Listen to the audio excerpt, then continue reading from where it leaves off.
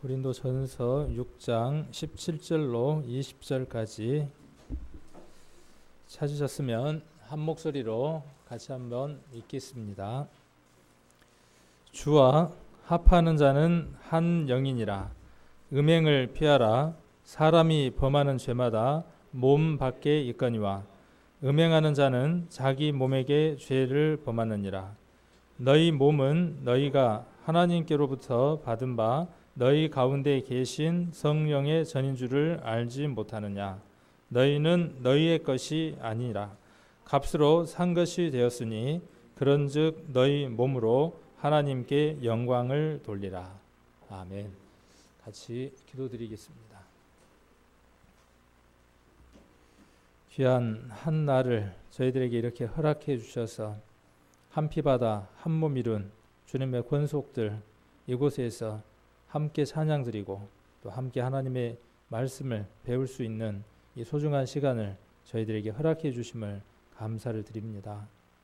주님의 사랑을 입은 귀한 주님의 권속들 말씀 속에서 하나님께서 우리에게 주신 소망과 또 하나님 나라에 대한 소망이 얼마나 큰 것인가 하는 것을 이 말씀을 배우고 또 서로 교제할 때에 마음 가운데 더 크게 깨달아 알 수 있도록 인도해 주시고 이 세상에 소망을 두고 살아가는 것이 아니라 없어지고 사라져버리고 불타고 심판받아버릴 이 유한한 세상 가운데에 우리의 소망과 목적을 두는 것이 아니라 영원한 하나님 나라 없어지지 아니하고 쇠하지 아니하는 그 하나님 나라에 저희들 소망을 둘 수 있도록 인도해 주시고 불의한 재물로 이 세상에 있는 시간과 물질과 또 건강과 하나님께서 우리에게 주신 튼튼한 몸으로 하나님께 영광을 돌려드리는 귀한 삶을 살아나가는 저희들이 될 수 있도록 은혜를 베풀어 주시기를 원합니다. 우리는 쉬 잊어버리기 쉽고 또 쉬 사단의 유혹에 빠지기 쉬운 연약한 존재들입니다. 오늘 말씀에 기록되어 있기에 성령의 전으로 우리를 삼아주시고 성령께서 오셔서 능력이 되어주시고 또 힘이 되어주시고 인도자 되어주셔서 우리를 승리의 삶으로 이끌어 주신다고 말씀하신 것 오늘 성경을 통해서 또 상고해 보려고 합니다. 우리들 심령 가운데에 이 말씀이 또 우리들의 말씀들로 들려질 수 있도록 인도해 주시고 믿음으로 화합되어져서 삶 속에 드러날 수 있는 귀한 말씀이 되게 도와주시기를 원합니다. 한 시간 함께 해주셔서 전하는 자의 입술과 또 듣는 우리 성도님들의 심령들 붙들어 주셔서 피차 은혜 받을 수 있는 귀한 시간이 되게 도와주시기를 원합니다. 모든 것 우리 주님께 의탁가 없고 우리를 죄악 가운데에서 구원해 주신 고마우신 예수님 이름 받들어 기도드립니다. 아멘. 반갑습니다.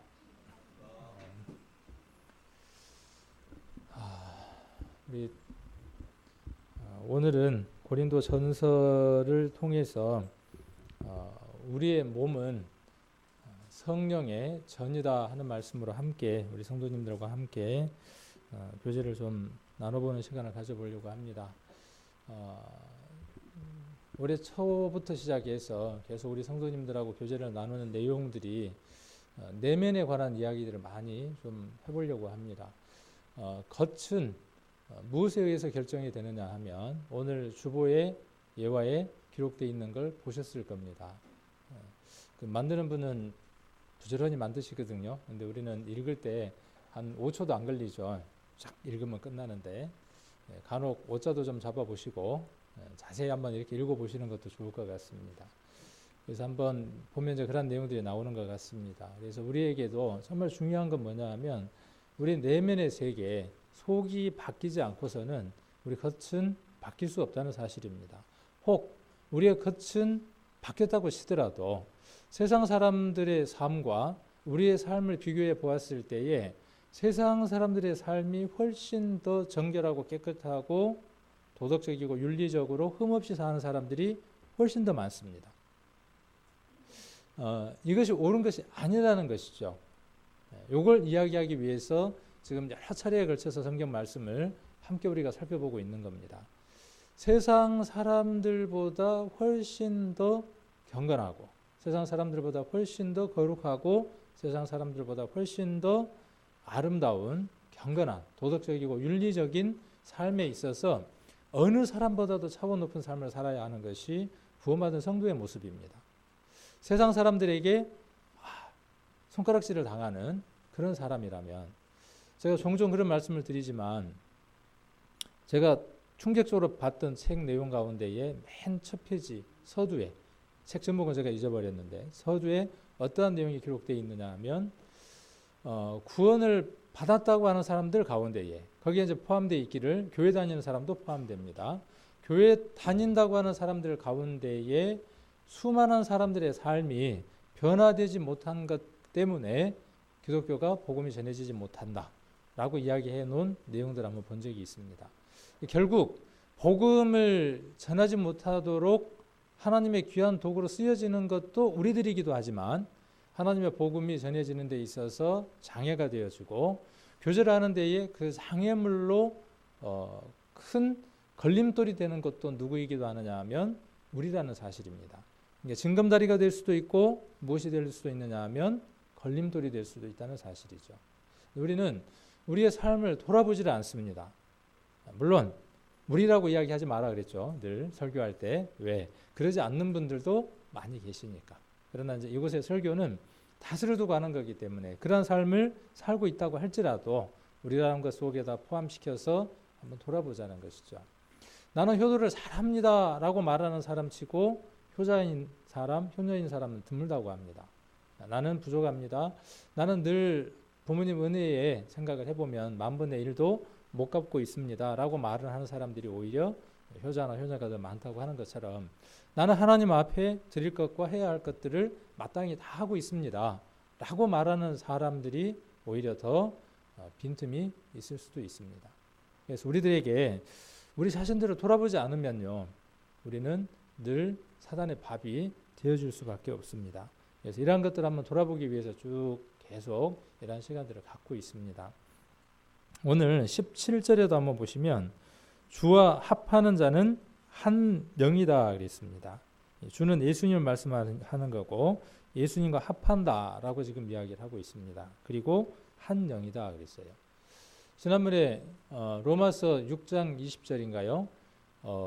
죄에 대하여는, 여기 이제 잡아놓으시고 한번 다시 한번 보도록 하겠습니다. 이 말씀이 우리들에게 굉장히 중요한 말씀이기 때문에 다시 한번 확인해 보는 것도 좋겠습니다. 6장 11절,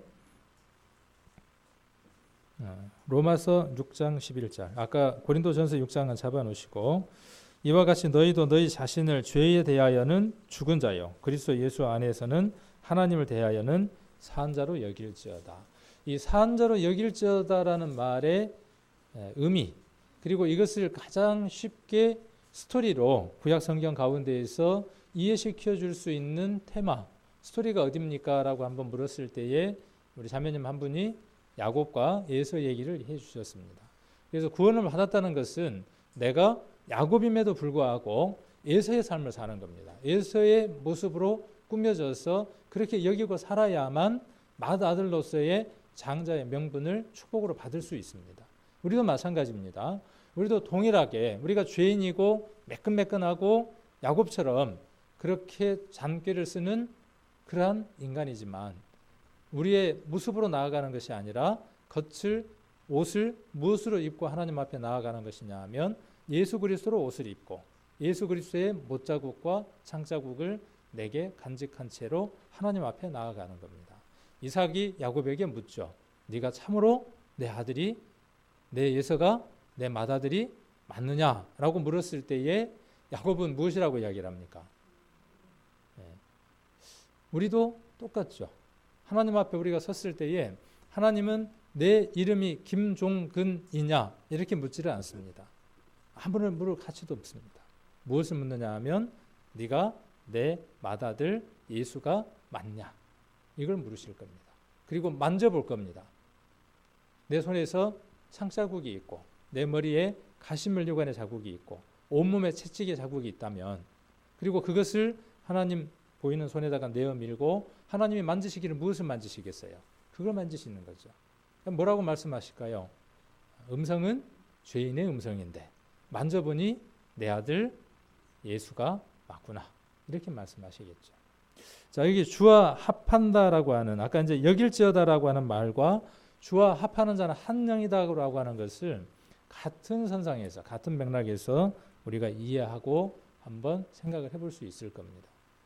그래서 여러분들은 여러분 자신을 누구로 생각하고 살아야 되느냐 하면 예수님으로 생각하고 사는 겁니다. 이 예화도 한번 말씀을 드린 것 같은데 안 들은 분들도 있고 또 여러 번 들어야 망각의 곡선 가운데 또 이 곡선을 올려줄 수 있으니까 한 번 더 이야기하는 것도 좋을 것 같습니다.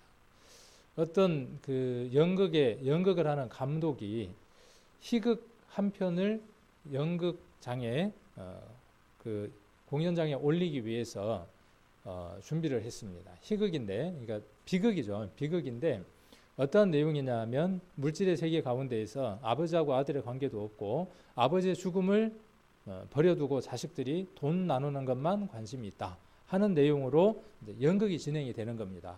그러면 일단은 공연을 할 수 있는 장소를 섭외를 해야죠. 그 다음에 이제 시나리오도 만들어져야죠. 그 다음에 배역을 맡을 누가 필요합니까? 배우가 필요한 거예요. 다들 대사가 있는 거예요. 아들도 대사가 있고 다 대사가 있는데 대사가 없는 딱 한 사람이 있는 거예요. 그 대사가 없는 한 사람이 누구냐 하면 죽은 아버지. 아버지는 뭐냐 하면 그냥 처음부터 끝까지 뭐만 하면 되느냐 하면 무대 위에서 그냥 누워만 있으면 돼요. 괜찮죠? 어쨌든 돈은 나옵니다. 네, 돈은 나오는데 그래도 연극 배우면 뭘 하고 싶겠어요? 자기 얼굴을 좀 알리고 싶고 다음에 또 뭐 해야 되겠어요? 배역을 또 맡아서 또 생활을 해야 될 거 아니에요. 여기저기 다 섭외를 해도 그 역은 안 맡으려고 하는 거예요. 별로 뭐 인기가 없으니까. 그래서 한 사람을 꼬셨어요.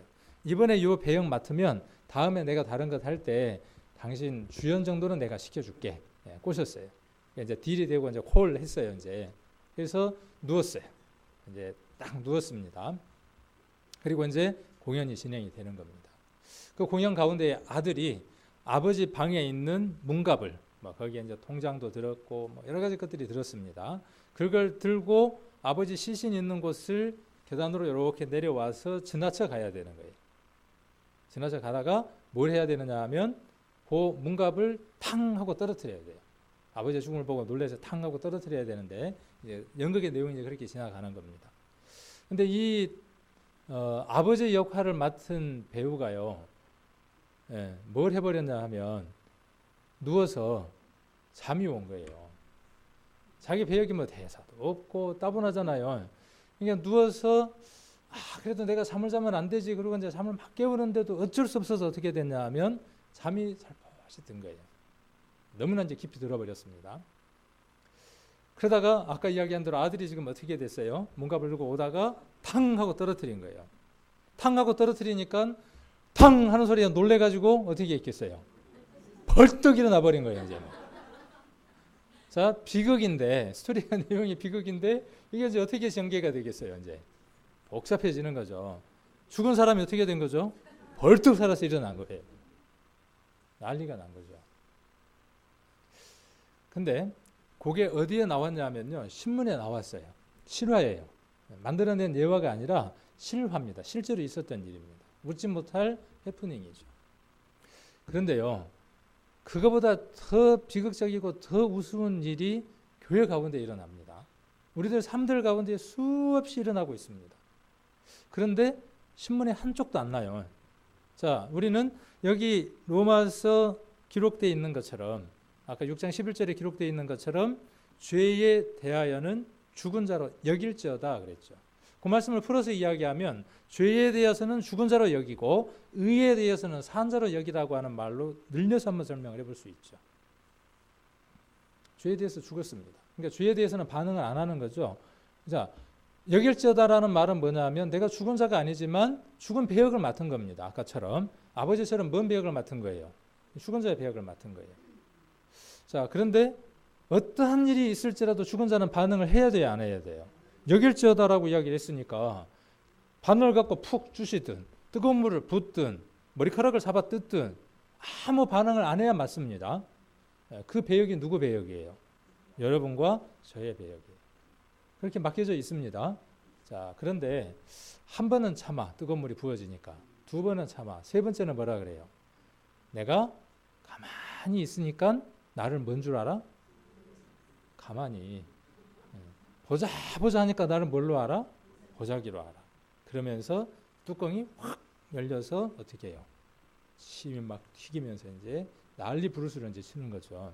근데 신문에 나요, 안 나요? 근데 아까 그거는 신문에 나잖아요. 그러니까 우리 배역이 어떤 배역을 맡은 거냐 하면 죄에 대해서는 그런 배역을 맡았다고요. 죄에 대해서는. 근데 무엇에 대해서는요? 하나님을 향한 일에 관하여서는 어떤 배역을 맡은 자예요? 사한자로, 일을 하는 자로 우리의 배역이 맡겨져 있습니다. 아내가 조금 불편한 말 한마디를 해. 그러면 어떻게 해요? 팍 하고 올라가. 남편이 뭐라고 한마디 하면 뭐라 그래요? 옛날 결혼하기 전에 이야기했던 것까지 싹 끄집어내 갖고, 아니 지금 이야기한 거 그거 하나만 이야기하면 될 텐데 한 20년 30년 묵은 것까지 한꺼번에 이야기해 가지고 묵은지는 맛있게라도 하죠. 그건 맛도 없는 걸 갖고 폭폭 물어 먹어요. 자, 우리가 우리 자신을 뭘로 여기지 못하는 겁니까? 죽은 자로 여기지를 못하는 겁니다. 인지를 하고 못하고 사는 겁니다. 그러니까 우리가 지난번에 에베소서에서 무엇을 배웠느냐 하면 믿는 것과 아는 것의 하나가 되어서 그랬어요. 믿는다는 건 뭐냐 하면 지금 제가 여러분에게 설명해 드린 이 객관적인 사실 이것입니다. 그리고 아는 것은 뭐냐 하면 이것이 내 삶 가운데에서 드러나서 실천되어져서 적용되어지는 겁니다. 어떤 사람은 믿음이라고 하는 것, 아는 것이 100이지만 행함, 아는 것은 얼만큼인 사람도 있느냐 하면 1인 사람도 있습니다. 그리고 자기가 갖고 있는 그 지식이 아는 것이라고 생각하고 착각하고 있는 사람들도 있습니다. 발전이 없는 거예요. 변화가 전혀 없는 거예요. 그 사람의 삶의 모습이 전혀 바뀐 게 없습니다. 세상 사람들이 뭐라고 손가락질 하겠습니까? 누군가를 가리키면 오늘 또 안 되니까 저쪽을 보고 가리키면서 뭐라 그러겠어요? 야, 쟤 보니까 교회 안 가야 돼. 저도 그런 마음이 있었거든요. 교회를 안 갔던 이유 하나가 교회에서 못 올렸던 것 때문에요. 저는 교회를 안 갔던 이유 하나가 뭐냐 하면 그 매미채라 그러죠. 일명 헌금함이 앞으로 쭉 지나갈 때 제가 국민학교 다닐 때였어요. 그 헌금함이 이렇게 모자 거꾸로 뒤집어 놓은 게 내 앞에서 한 1시간은 머물러 있는 것 같더라고요. 아마 그 헌금위원이 조금 생각이 있었으면 그 국민학생 앞에서는 좀 이렇게 지나갈 수도 있었을 것 같아요. 너무나 오랫동안 머물러 있어서 교회는 돈 있는 사람이나 가는 곳이구나. 그것이 언제까지였냐면 고등학교 때까지.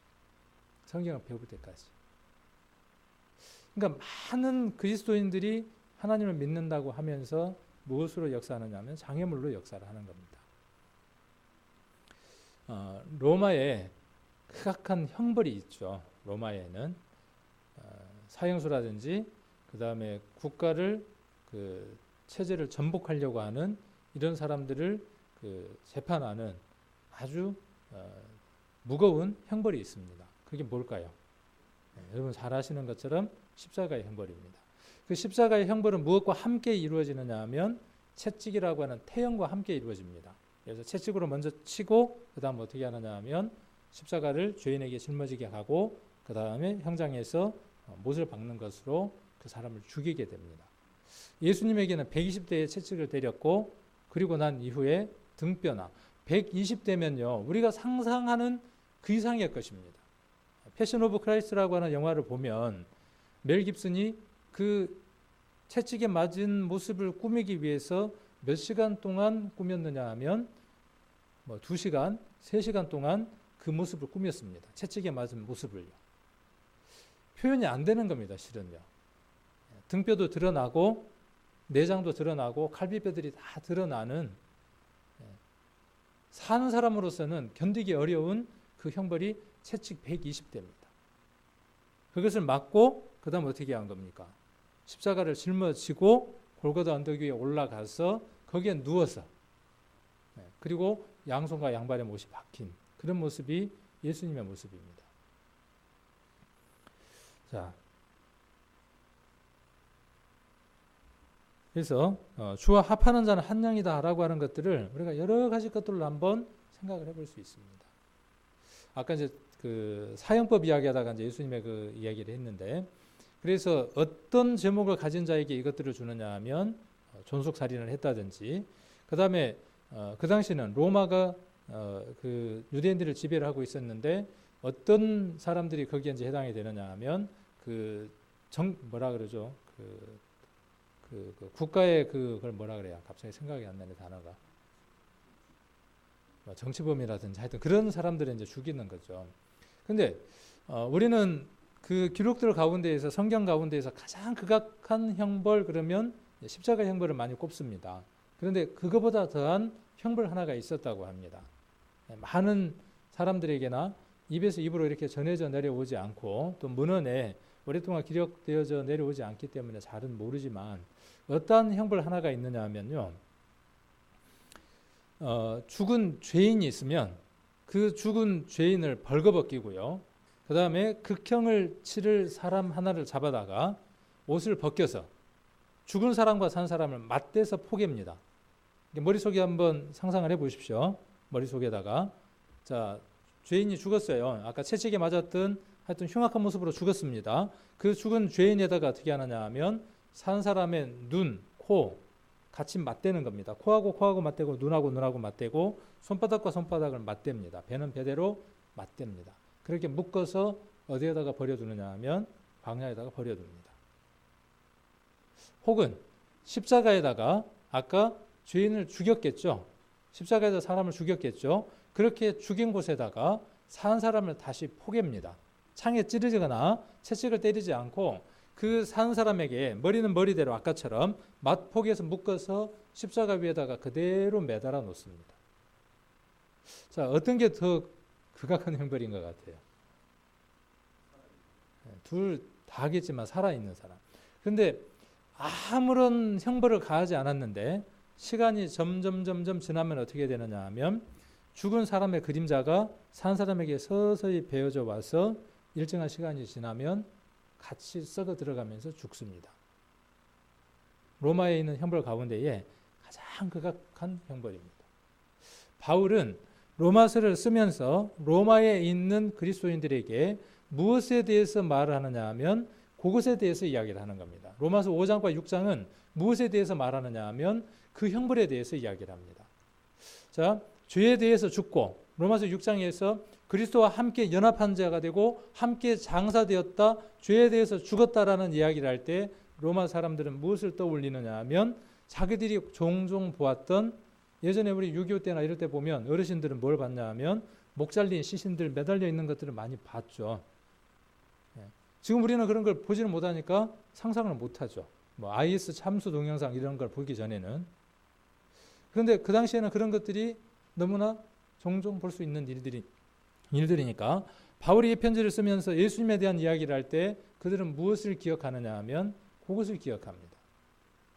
자, 죄에 대해서는 어떻게 되어진 자들이냐 하면 우리의 모습들이 죄에 대해서는 죽은 자와 함께 포개져 있는 겁니다. 그러니까 시간이 지나면 점점 어떻게 되어져 가야죠? 죽어져 가야죠. 죄에 대해서는 어떻게 되어져 가야 돼요? 점점 죽어가야죠. 아까 그 배역을 맡았던 사람처럼 더 이상 어떤 것에도 반응하지 않는 사람이 돼야 하죠. 조그만한 자존심만 건드려도, 조그만한 권면을 해도. 우리 성도님들이 가장 많이 하는 말이, 제가 종종 뭐라고 말씀을 드렸냐면, 아이들이 크면서 저도 어머니한테 그랬던 것 같아요. 늘 어머니 아저씨 계시니까 많이 생각이 나요. 뭐 안 해주면, 사달라는 거 안 사주면 어떻게 하느냐 하면 나 밥 안 먹어 하고 뭘 집어던지죠? 숟가락 집어던지고 두 다리를 굴러요. 제가 그렇게 컸더니 피곤하더라고요. 그래서 우리 딸은 그렇게 안 키웠어요. 첫 번째 때를 쓰길래 과감하게 탁 틀어 잡았습니다. 그랬더니 때를 안 쓰더라고요. 참 편하더라고요. 혹시 이제 우리 신혼부부들도 있고 이제 결혼할 우리 이제 그 부부들, 예비 부부들도 있는데 아이 키울 때요, 처음 한번 그렇게 부모하고 줄다리기를 합니다. 그 줄다리기 할 때 한번 사정없이 탁 꺾으면 돼요. 냉정하게. 그러면 우리 말로 지도 편하고 나도 편해요. 근데 한번 받아주면 어떻게 돼요? 지도 불편하고 우느라고 얼마나 목 아프고 힘들겠어요. 부모는 그거 쳐다보느라고 또 애터지고. 근데 우리 교회도 보면 종종 그런 것 같아요. 우리 성도들을 위해서 권면을 하고 성도들을 위해서 해주는 말들인데 간혹 자기를 살짝 건드려요. 죄에 대해서 죽은 자가 되어야 될 텐데 반응하지 않는 자가 되어야 될 텐데 살짝 탁 한번 건드리면 어떻게 돼요? 제일 먼저 하는 말이 에이 내가 교회를 가는가 봐. 아니, 교회 가는 거하고 그거하고 무슨 상관이 있길래 일단은 교회를 안 온다는 거예요. 그리고요 신앙에 있어서 병이 걸리면 가장 첫 번째 증세가 뭐냐면 교회를 안 나오고 싶어요. 일단 우리 성도님들 자가진단을 할 때 내가 영적인 문제가 있는가 없는가 자가진단을 할 때 교회하고 자꾸 마음이 멀어지고 교회에 대해서 서운하고 까닭없이 목사님이 좀 서운하기도 하고 그러다 보니까 찾아보니까 서운한 게 자꾸 생겨. 하나 둘 셋 넷 자꾸 생겨요. 그러니까 이제 또 김신혜 집사님에 대해서 불편도 생기고 여기저기 막 불편한 사람들이 막 생겨요. 이게 뭐냐면 병이 들어가는 과정들이에요. 그러면 그대로 둬야 됩니까? 자, 아까 로마서에 기록되어 있는 것처럼 어떤 사실을 우리가 인정을 해야 하죠? 나는 죄에 대해서 이미 심판을 받아버린 자이고 나는 어떤 과정 가운데 있다는 거죠. 바울은 로마에 있는 성도들에게 그것을 상기시키고 싶은 거예요. 너희는 죄에 대해서는 이제 어떠한 자들이라는 거죠? 죽어가고 있는 과정이라는 거예요. 더 이상 힘을 써서는 안 된다는 것을 그 로마 때에 있던 그 극악무도한 형벌을 통해서 그러한 형벌을 받은 자와 같다. 우리는 이미 그 형벌을 받은 자로 여겨라 그렇게 이야기를 하고 있습니다. 근데 오늘 이 얘기를 듣고 나가면서 문 열고 딱 나가면 잊어버리죠. 그리고 집에 가서 또 부부간에 이런저런 일들이 있을 때 또 뚜껑이 탁 하고 또 열려요. 또 직장에 가서 조금만 힘든 일이 있어도 뚜껑이 탁 열려요. 그런데 내 마음 가운데 그것이 그 말씀이 여길지어다라는 말씀이 내 마음 가운데 들려오면 승리할 수 있는 길을 찾을 수 있는 첫 단계가 됩니다. 자, 아까 고린도전서 6장으로 한번 가보겠습니다. 그래서 주와 합하는 자는 한 영이다 그랬어요. 그리스도와 합하는 겁니다. 자, 그런데 우리는 무엇을 합하고 싶으냐 하면 부활에는 합치고 싶어요. 좋은 것에는 합치고 싶어요. 눈물도 없고 슬픔도 없고 곡한 것도 없는 그 영원한 곳에서 하나님과 함께 예수님과 함께 영원한 삶을 사는 그곳에는 우리의 마음과 우리의 삶을 딱 합쳐서 그렇게 누리고 살고 싶어요. 그런데 무엇에 관해서는요? 아까 말씀드렸던 것처럼 육신이 죄에 매여져 있는 이 육신이 죽어가는 과정에 대해서는 그렇게 관심이 없고 거기에는 내 마음을 두려고 하는 마음이 없다는 겁니다. 누가 이렇게 표현을 하더라고요. 왜 천국에 가고 싶어 합니까? 이렇게 묻는 사람이 있더라고요. 여러분들은 그 질문에 무엇이라고 대답하실랍니까?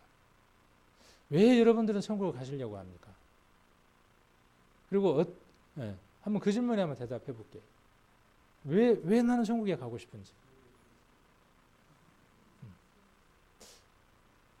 지금 사는 날 동안에 너무나 피곤하고 고달프게 살았어. 그리스도인으로 누리고 살지를 못했어. 그 보상 심리로 천국을 가고 싶습니까? 내가 이렇게 부족한데 다른 사람들은 막 이 세상에서 모든 것들을 다 누리고 살아가.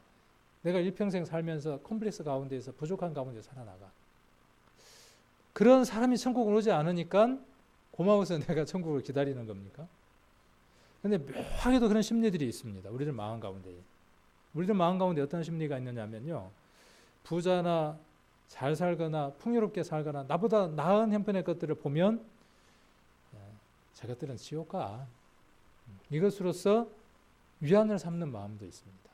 혹 그렇다면 이건 그리스도의 마음이 아닌 겁니다. 그 질문에 어떤 그리스도인은 어떻게 답을 했느냐 하면 나는 내가 사랑하는 예수님이 그곳에 계시기 때문에 나는 천국에 가고 싶다.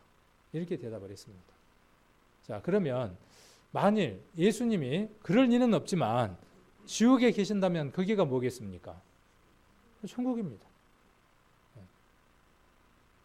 가시밭길이고 불이 활활 타오른다고 할지라도 그렇지는 않지만 성경에 그렇게 기록되어 있지는 않지만 그분의 마음은 그분의 말씀은 뭐라고 기록되어 있느냐 하면 예수님이 계신 곳이 가시밭길이고 그곳에 불이 활활 탄다고 할지라도 나는 그것 관계없이 예수님이 계신 그곳이면 나는 그곳에 가겠다. 그곳을 원한다. 이렇게 간증한 그리스도의 간증을 한번 들어본 적이 있습니다. 여러분들도 같습니까? 지금 이렇게 고생하고 힘들고 고달픈데 이 고생 안 하고 싶은데 천국에 가서는 아마 우리들 마음 가운데 다 그런 동일한 마음들이 있을 겁니다. 자, 이 마음을 가진 사람이 어떤 사람이냐 하면 아까 6장 17절에 말씀하고 있는 것처럼 주와 합하는 자입니다. 그리고 한 영입니다. 예수님에게 오셨던 영, 그 영은 누구의 영이냐면 하나님의 영이었습니다. 예수님이 이 세상에 계시면서 그분이 하나님의 아들로 인정받았던 것, 인자라고 불리웠고 또 맏아들이라고 불리웠던 것은 그 속에 누가 계셨기 때문에 그러냐 하면 하나님의 영인 성령이 그 속에 계셨기 때문에 그렇습니다. 우리들 심령 안에도 동일하게 예수님과 같은 마음을 품고 예수님에게 계셨던 그 성령이 동일하게 내 안에 있을 때 이 말씀은 누구의 말씀이냐 하면 내 말씀입니다. 내 것입니다. 자, 그래서 18절 한번 보겠습니다. 음행을 피하라. 사람이 범하는 죄마다 몸 밖에 있거니와 음행하라는 자는 자기 몸에게 죄를 범하느니라. 그렇습니다. 모든 죄는 몸 밖에 있습니다. 타인하고의 관계 문제입니다. 그러나 간음을 하거나 음행을 하는 것은 누구에게 죄를 짓는 것이냐 하면 자기 몸에게 죄를 짓는 것입니다. 그래서 결혼을 할 수 있는 모든 준비가 이루어져 있지 않고 양가 허락을 받지 않고 제가 광양교회에서 이렇게 표현을 했는데 적금을 들었으면 3년짜리 적금을 들었으면 몇 년이 돼야 적금을 타야 되죠? 3년 만기 되면 찾아야 되죠. 그런데 간혹 만기가 되기 전에 땡겨 쓰는 사람들이 있죠. 그러면 이자도 적고 좀 문제가 생깁니다. 자, 첫날 밤은 부부가 행복한 삶을 치르는 이 첫날 밤은 적금과 같습니다. 그래서 남녀가 만나서 연애를 하는 그 과정들은 적금을 드는 과정과 같습니다. 언제 타야죠? 적금을? 네. 첫날 밤 타야 되는 거예요. 근데 땡겨서 타면 어떻게 돼요? 이제 문제가 되는 거죠. 책임을 지면 되죠, 이제. 끝까지 이제 그 책임을 지면 문제가 없지만. 그리고 누구를 만나요? 자, 그리고 사랑은 움직이는 것이야. 내가 어제까지는 너를 사랑했지만 오늘은 내가 더 사랑하는 사람이 생겼어. 그리고 어떻게 합니까? 갈아타죠. 갈아탑니다. 그러면 그게 뭐예요? 오늘 말씀에 기록되어 있는 대로 음행입니다. 그렇게 해서 새로운 여자와 새로운 남자와 살잖아요. 자, 똑같이 결혼을 해서 첫날 밤을 치르거나 또다시 관계를 갖고 살 때에 그 사람 마음 가운데에 그 머리 가운데에 그 행위를 할 때마다 관계를 가질 때마다 무엇이 그 사람을 사로잡느냐 하면 과거의 그 생각들이 그 사람을 사로잡습니다. 그래서 이 음행이라고 하는 것은요, 다 타인하고 관계 속에서 다른 사람에게 죄를 짓는 겁니다. 그러나 이것은 누구에게 죄를 짓는 것이냐 하면 자기 자신에게 죄를 집니다. 그만큼 뼛속 깊숙이 파묻혀서 오랫동안 남겨져 있는 겁니다. 그래서 이 순결을 지키는 것은요, 쾌쾌묵은 유교적인 가르침을 가리키는 것이 아니고요, 가장 아름답고 귀한 것을 오랫동안 지키는 귀한 것들입니다. 우리 교회 가운데에는요, 이런 사귐들을 장려하고 이런 사귐들이 될 수 있도록 해줘야 합니다. 그래서 우리가 결혼 전에 남녀가 이성 교제를 할 수 있죠. 그래야 나하고 맞는지 안 맞는지 살펴볼 거 아닙니까? 근데 뭘 하면 안 된다는 거죠. 아까 말씀드렸던 것처럼 과한 스킨십, 넘어서 안 되는 선들이 있죠. 그 선들을 지키고 건전한 이성 교제를 한다면요, 그 사이에서 서로 안 맞는 부분이 있으면 어떻게 하면 돼요? 안 맞는 부분이 있으면 어떻게 할 수 있습니까? 또 다른 사람 만나서 교제를 해볼 수 있겠죠. 근데 넘어버리면 어떻게 돼요? 선이 넘어버리면 안 되죠. 선이 넘으면 어떻게 해야 합니까? 책임을 져야 돼요. 교회는 책임을 지게 만들어야 됩니다. 선이 넘으면 이 말씀대로 책임을 지게 만들어야만 합니다. 자, 그런 것처럼 19절에 너희 몸은 그랬어요. 너희 몸은 너희가 하나님께로부터 받은 바 너희 가운데 계신 성령의 전인 줄을 알지 못하느냐. 오늘 여러분들과 지금 교제를 나누려고 하는 내용이 이 내용입니다. 우리 몸이 뭐라고요? 성전이라고요. 그러면 왜 성전이 됐냐 그 말이죠. 예수님이 왜 하나님이었냐 그 말입니다. 예수님에게는 누구의 영이 계셨기 때문에요? 하나님의 영이 계셨기 때문에 그분은 자기 자신을 가리켜서 무엇이라고 요한복음에 말씀하셨냐 하면 내가 성전이다 그랬어요. 똑같은 맥락에서 어떻게 우리가 성경을 살펴볼 수 있느냐 하면 동일하게 그 영이 함께 누구에게 와 있느냐 하면 우리에게 와 있습니다. 그래서 우리가 무엇이 되어졌느냐 하면 하나님이 계시는 집이 됐습니다. 예전에 제가 이제 김제에서 사역을 했는데 처음 가서 사역을 할 때는 교회가 정말 그 전문 용어로 후졌어요. 전문 용어 아시죠? 비가 오면 막 난리예요. 그리고 겨울철에 이제 난방을 해놓거나 그러면 이게 바닥에서 습기가 올라와 가지고요. 실내화를 신고 다니면 연세 드신 분들은 뒤로 넘어져서 뭐 뇌진탕이 올 정도로 그렇게 아슬아슬한 그런 환경 가운데에서 교회가 신앙생활을 했었습니다. 몇 안 되는 성도들이. 그리고 그 건물이 그 전세권 설정이나 이런 것들을 제대로 안 해가지고 전세권 설정을 하기는 했는데 우선순위가 완전히 밀려나 있는 거예요. 그래서 결국 경매로 다른 사람에게 넘어가서 돈을 한 푼도 갖고 나올 수가 없는 그런 상황이 됐어요. 겨울철에 길거리로 나앉게 생겼어요.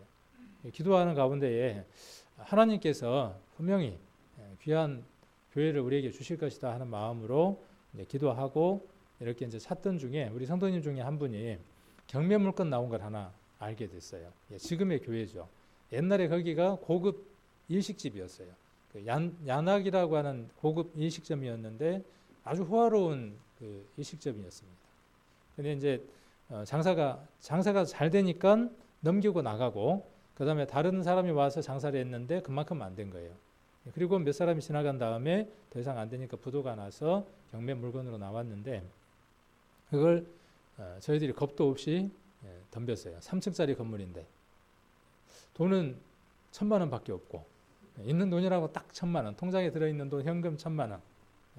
그러니까 그 돈이니까 뭐는 되냐 하면 경매를 하는데 필요한 수수료 같은 건 되더라고요. 그래서 안 될 수도 있고 될 수도 있고 안 되면 돌려받는 돈이니까 가자 이렇게 해서 전주로 갔습니다. 그래서 가서 이제 우리가 전문적인 그 능력이 없잖아요. 이제 일명 그 컨설팅, 좋은 말로는 컨설팅, 안 좋은 말로는 브로커 만났습니다. 그렇게 해서 계약을 했어요. 우리는 돈이 없다.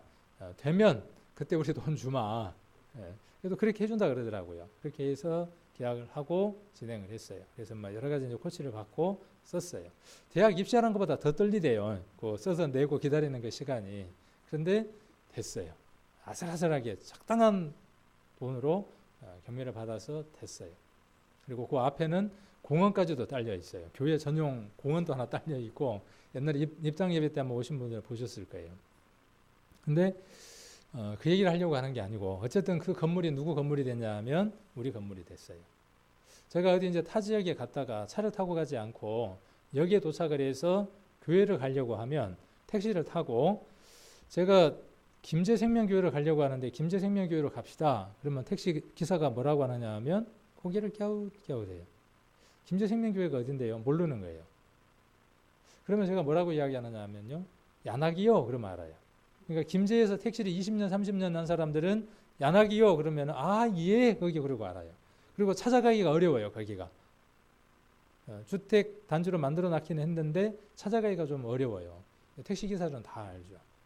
그런데 주인이 바뀌었어요. 주인이 지금 몇 년에 걸쳐서 주인이 바뀌었는데도 사람들 머리에는 뭐가 기억이 되어 있는 겁니까? 야낙이라는 일식집이 기억이 되어 있는 거죠. 그런데 이제 1년이 가고 2년이 가고 몇 년이 지난 이후에 거기에 이제 물론 우리 교회가 이제 들어갔을 때에는 거기다 뭘 붙였냐 하면 교회에 이제 큰 간판도 불 들어온 간판도 붙이고 그다음 바깥 이쪽에다가 플랜카드도 걸고 해서 교회가 생겼다는 입당 예배도 하고 하여튼 적극적으로 어떻게 했느냐 하면 교회가 있다는 것을 알렸어요. 그리고 한 5년쯤 되니까 택시를 타고 김제생명교회요. 그러면은 예 거기요 그러고 찾아가시더라고요. 처음에는 안 되는 거예요. 그게요. 오랫동안 사람 안에 그렇게 배어져 있으니까. 자, 건물은 오늘 이 말씀에 나와 있는 것처럼 무엇과 같으냐 하면 몸과 같습니다. 자, 그 안에 있는 영은 무엇과 같으냐 하면 그 건물의 주인과 같습니다. 주인이 바뀌면요. 건물의 이름은 같이 바뀌는 겁니다. 주인의 소유주가 누구이고 어떤 목적으로 그 건물을 취득했느냐는 것에 따라서 건물의 용도는 달라지는 겁니다. 우리는 우리의 주인이 누구였느냐 하면 사단이었습니다. 자, 그 사실을 알려주는 과정이 뭐냐 하면 전도 집회입니다. 처음 첫날 왔을 때 당신은 마귀 새끼입니다. 성경에 분명히 그렇게 기록되어 있으니까 요한복음 8장 44절을 딱 들이밀면서 너희 아비는 마귀입니다. 그러면서 너도 마귀의 생각을 따르고자 하고 거짓을 행하자 하고 당신은 죄인입니다. 마귀 새끼입니다. 예수님 말씀하셨던 것처럼 독사의 자식들아 그렇게 이야기를 하면 어떻게 하겠어요? 심리 말리 도망가 버리겠죠. 하나님은 심사적인 분이니까 하나님에 대해서 우리가 알려드리는 거죠. 그래서 왜 우리가 사단의 자녀이고 내 몸이 이 건물이 아까 양악이라고 이름 박힌 것처럼 나라고 하는 이 건물이 하나님을 떠난 이유에 관해서 성경을 통해서 객관적으로 듣게 되는 것이죠. 그리고 믿는 것과 무엇이 하나가 되는 것이죠? 아는 것과 하나가 되는 거예요. 아, 그렇구나. 하나님은 살아계시고 성경은 수천 년 전에 기록된 것이지만 성경은 분명한 사실이구나. 그러면 성경에 기록되어 있는 대로 내가 하나님을 떠난 것. 아담과 하와가 선악과를 먹은 것, 그건 누가 먹은 거라는 거예요. 로마서 5장에 기록되어 있는 것처럼 한 사람의 범죄로 말미암아 이 세상에 죄가 들어오고 죄로 말미암아 사망이 왕노릇하게 됐다는 사실이 내 것이 되어지는 것이죠. 그전에는 무엇이었어요? 그냥 글씨고 객관적인 사실이었어요. 자, 그러니까 무엇이 필요해요? 그러니까 내게 무엇이 필요하냐 하면 주인이 바뀌는 수밖에 없는 겁니다. 주인이 바뀌지 않고서는 이 문제가 해결이 되지 않는 겁니다. 그래서 하나님이 우리를 어떻게 하셨다고요? 지금 20절에 기록되어 있는 게 그 답입니다. 자, 누구에게 팔려갔어요? 아담과 하와가 선악과를 먹을 때 누구에게 팔려간 겁니까? 선악과를 따먹었다는 것은 단순하게 선악과를 먹었다는 그 의미가 아니라 누구에게 팔려간 거예요? 사단에게 팔려간 거예요. 집 주인이 바뀐 겁니다. 건물의 소유주가 등기 전이 다른 사람으로 소유가 바뀐 거예요. 그러니까 그 소유주가 바뀐 것을 어떻게 해야만 합니까? 되찾아와야죠. 되찾아오려면 그냥 찾아올 수 있어요, 없어요? 일정한 뭘 거쳐야 하느냐 하면 법적인 절차를 거쳐야만 해요. 그 절차를 가리키는 것이 뭐냐 하면 우리가 마지막 날 복음을 전해주는 과정입니다. 자, 그래서 우리를 무엇을 주고 사셨느냐 하면 값을 주고 사셨어요. 얼마 주고 샀습니까?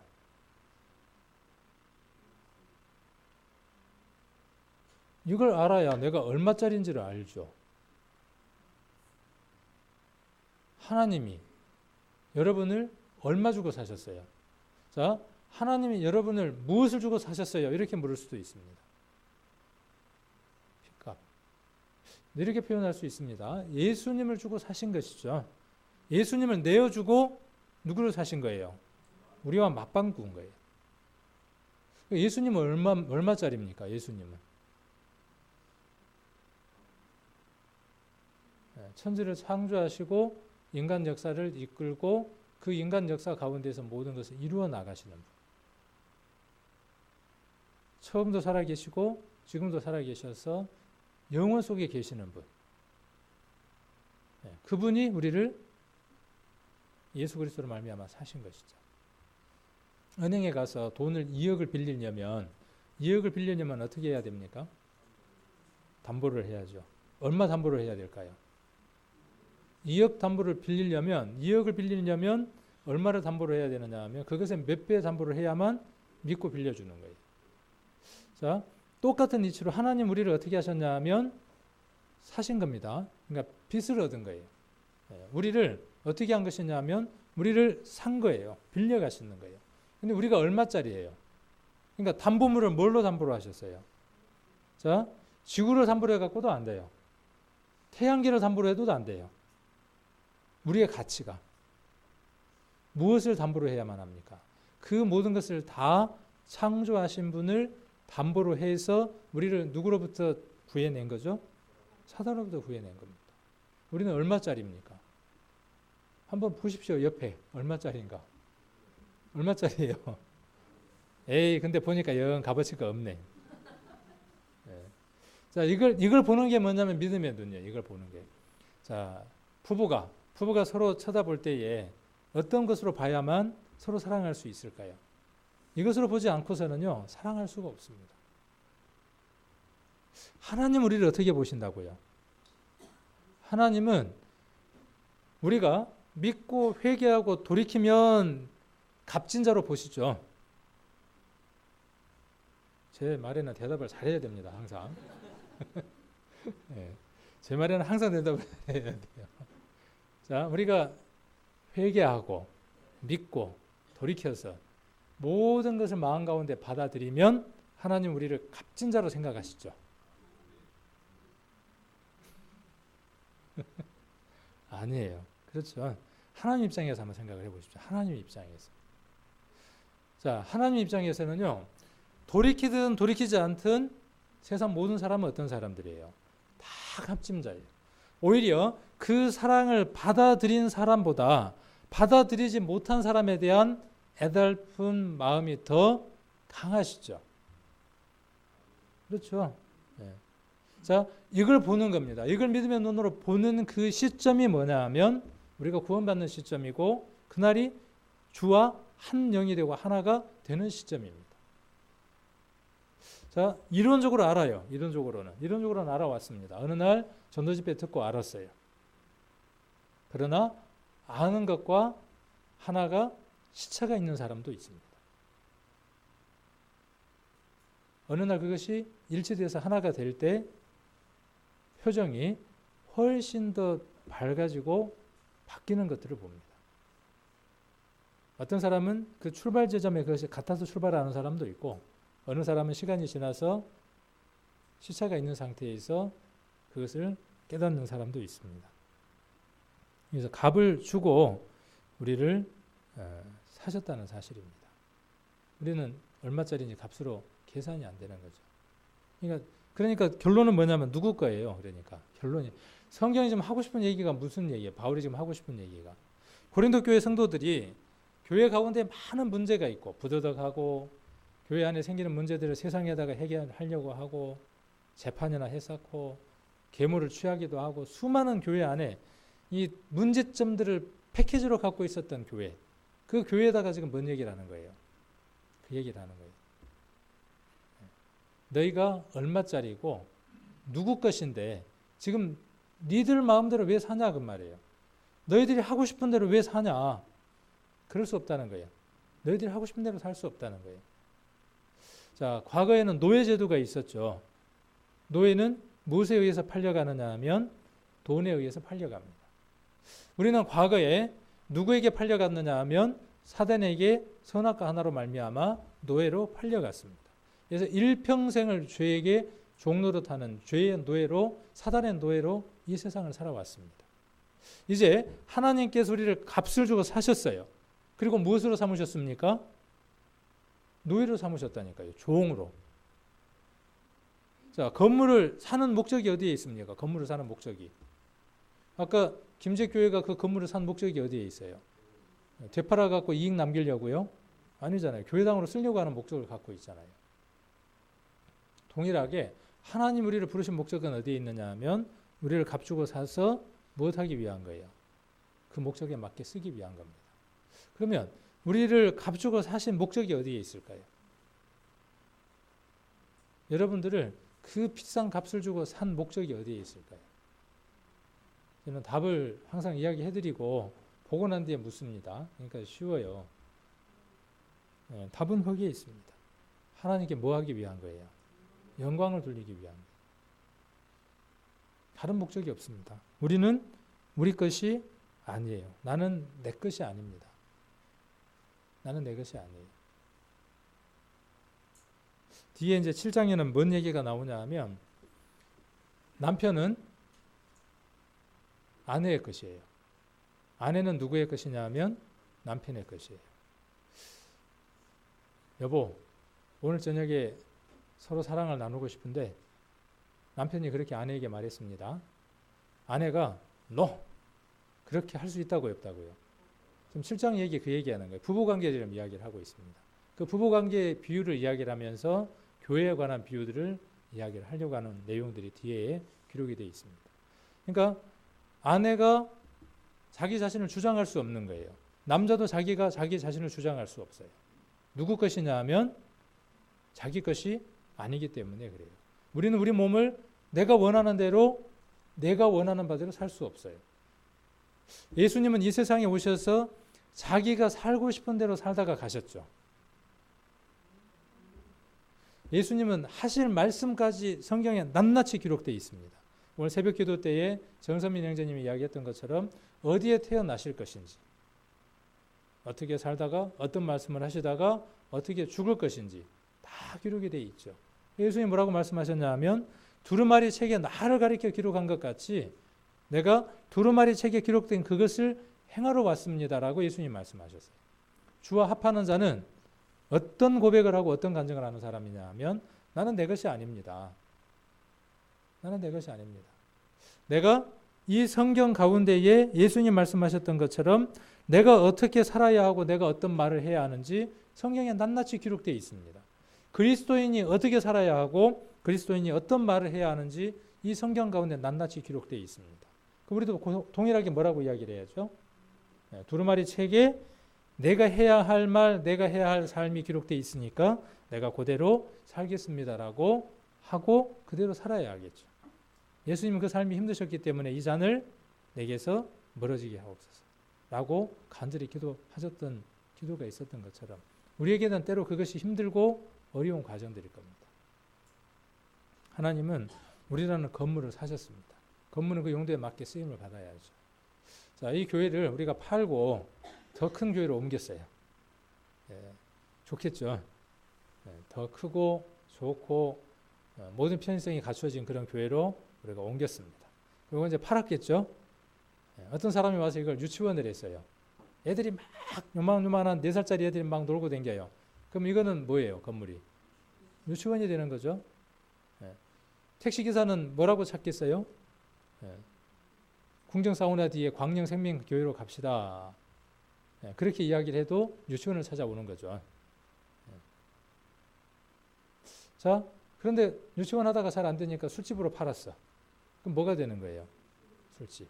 뭘 담느냐는 거에 따라서 건물의 이름과 용도가 달라지는 것이죠. 오늘도 마찬가지입니다. 그리고 앞으로의 우리의 생애도 마찬가지입니다. 무엇을 담느냐는 것에 따라서 여러분의 삶의 모습이 결정짓는 겁니다. 무엇을 담고 무엇이 담겨져 있느냐는 것을 인지하고 사느냐는 것에 따라서. 자, 여기에다가 성령의 전에다가 그러니까 교회죠. 우리가 성령의 전이니까 교회잖아요. 에클레시아라고 이야기를 합니다. 에클레시아. 에클레시아라는 말은 교회라는 뜻입니다. 또 어떤 뜻도 담고 있느냐 하면 빼어낸 무리라는 뜻도 담고 있습니다. 근데 정확한 표현은 뭐냐면 불러냄을 입은 자라는 단수를 띠고 있습니다. 에클레시아는 복수가 아니고요. 복수가 아니라 단수입니다. 교회는 복수가 아닙니다. 절대로. 교회는 단수입니다. 불러냄을 입은 자. 그 자가 누구예요? 여러분들입니다. 저와 여러분들입니다. 우리가 뭐냐면 에클레시아예요. 여기는 교회들입니다.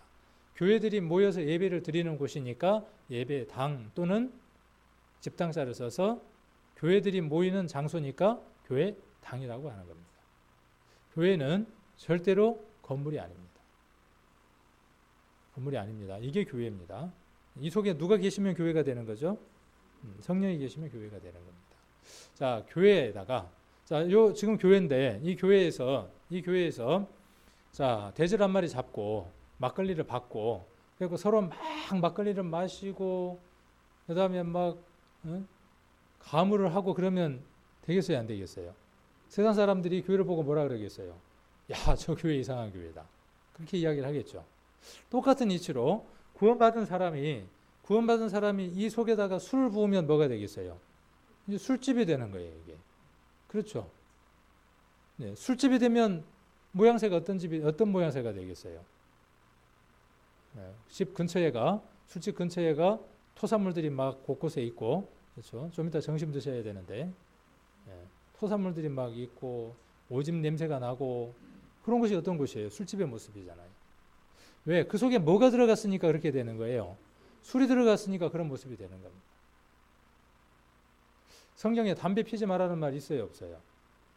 없으니까 천주교는 담배를 핍니다. 혹은 구원받은 그리스도인들 가운데에도 담배 피지 말라는 말이 없으니까 담배를 담대하게 물고 피는 사람들도 있었어요. 초대 구원받았던 그리스도인들 가운데에는 담배를 피웠던 유명한 설교자들도 있습니다. 기호식품이니까 아닙니다. 담배의 특징이 뭐냐면요, 중독의 특징을 갖고 있습니다. 힘들고 괴롭고 피곤하고 스트레스가 쌓이면 그 힘들고 복잡한 스트레스를 풀기 위해서 찾는 게 뭐냐 하면 술이나 담배나 여자나 이런 것들을 찾습니다. 자, 이게 무엇의 모습과 유사하냐 하면 죄의 모습과 유사합니다. 중독성을 갖고 있습니다. 그리고 이것은 무엇을 마비시키느냐 하면 이성을 마비시킵니다. 우리가 힘들고 괴롭고 어려우면 누구로부터 이 답을 찾아야 합니까? 우리가 이사야서 7장에서 배웠죠. 9장 6절입니까? 이는 한 나귀가 우리에게 나신 바 되었고, 쭉 이야기하면서 모사라 그렇게 표현되어 있는 부분이 있죠. 기묘자라 모사라 전능하신 하나님이라 그랬죠. 기묘자라는 말은 무슨 뜻이냐 하면 기이하고 묘한 분, 어떻게 표현할 수 없는. 그다음 모사라는 말은 무슨 뜻이냐 하면 카운셀러라는 뜻입니다. 상담자라는 뜻입니다.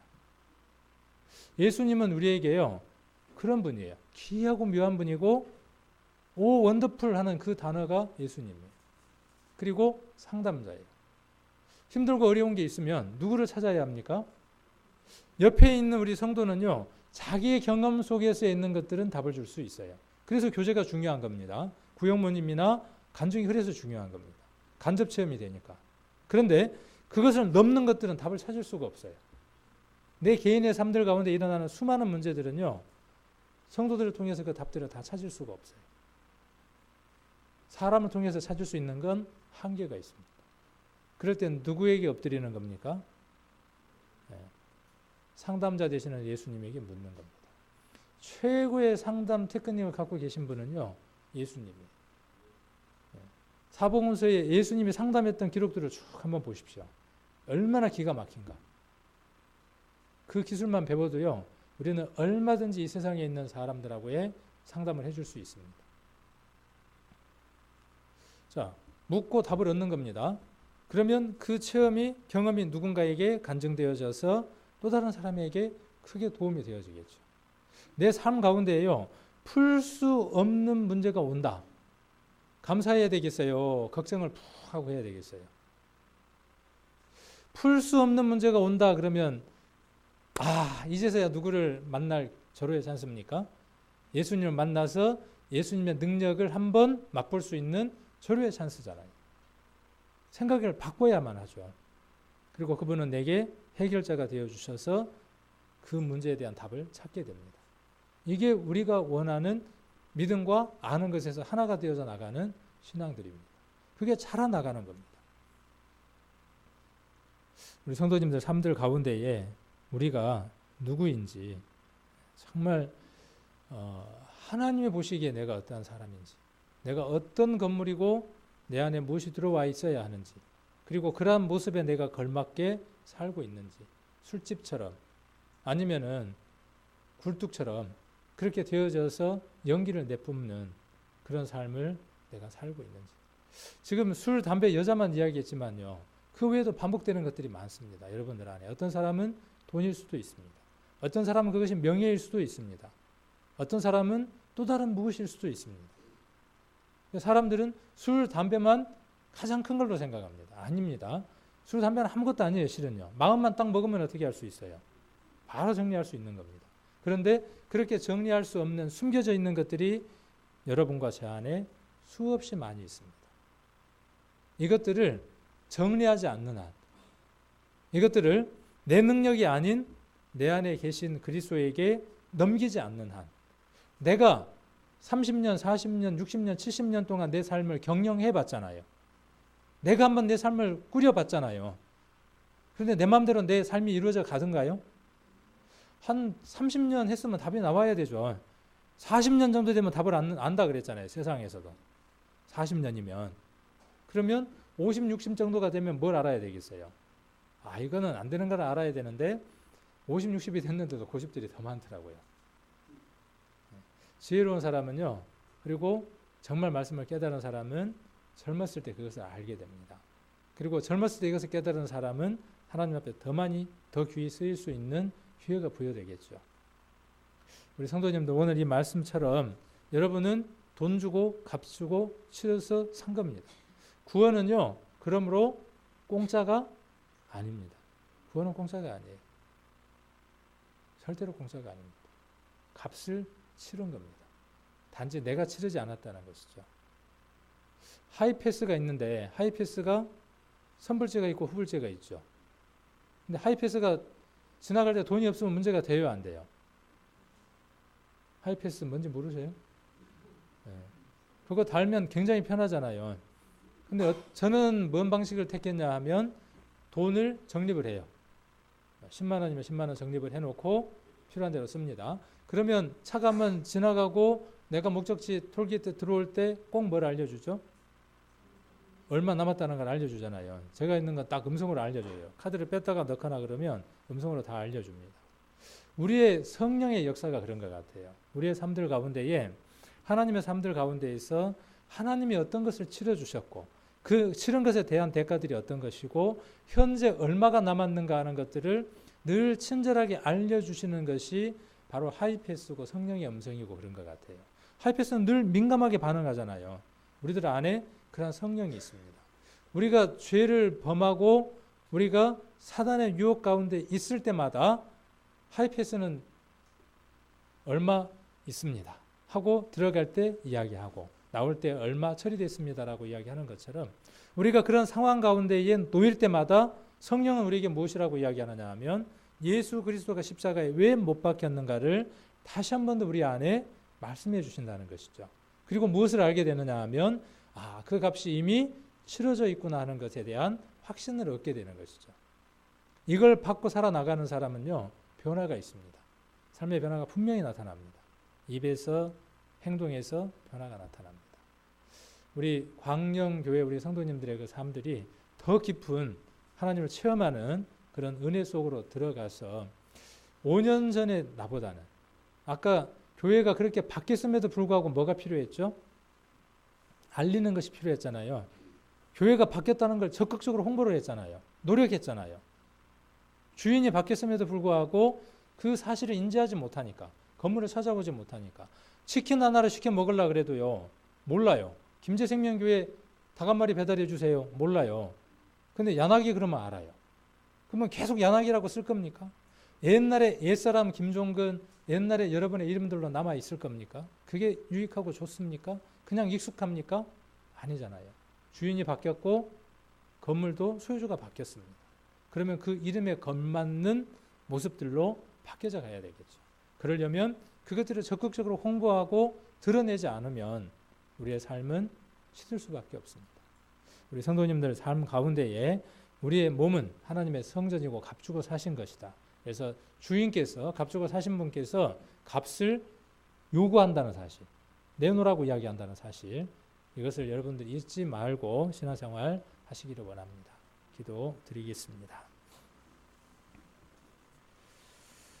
귀한 시간 주심을 감사를 드립니다. 우리를 값주고 사신 것을 다시 한 번 더 기억해 봅니다. 우리가 얼마나 큰 흉악한 벌을 받아야 하는지 우리는 성경을 통해서 너무나 잘 알고 또 깨달아서 그 영원한 불못이 저주스럽고 그곳에 가는 것을 원치 않아서 구원을 갈구하고 또 구원의 손길을 만짐으로 또 구원의 손길을 잡음으로 말미암아 예수님을 구세주로 모시는 귀한 사람들이 되어졌습니다. 오늘 성경 말씀에 기록하기를 그렇게 구원함을 받은 우리를 가리켜서 성전이라고 성령의 전이라고 말씀하신 것을 저희들 살펴보게 됩니다. 우리들 속에는 하나님이 계시고 또 예수님이 계십니다. 우리의 건물은 이제 이름표가 또 간판이 예수를 믿는 사람, 하나님이 계시는 곳이라고 하는 아주 특별한 이름을 갖고 이 세상을 살아나갑니다. 이제 우리에게 있었던 옛날 이름들, 간판들은 사라지고 새로운 이름, 간판, 예수 그리스도와 하나님이 세상 사람들에게 온전하게 드러날 수 있도록 우리의 삶들을 이끌어 주시고 또 지켜주시고 때마다 성령의 음성으로 저희들 안에 들려주시고 또 삶으로 옮길 수 있는 강한 의지들 또한 우리들에게 허락해 주시기를 간절히 빌고 원합니다. 오늘 저희들에게 귀한 시간 주심을 감사를 드리며 우리를 영원한 죄악 가운데서 구원해 주시고 머지않아 다시 우리를 데리러 오실 고마우신 예수님 이름 받들어 기도드립니다. 아멘.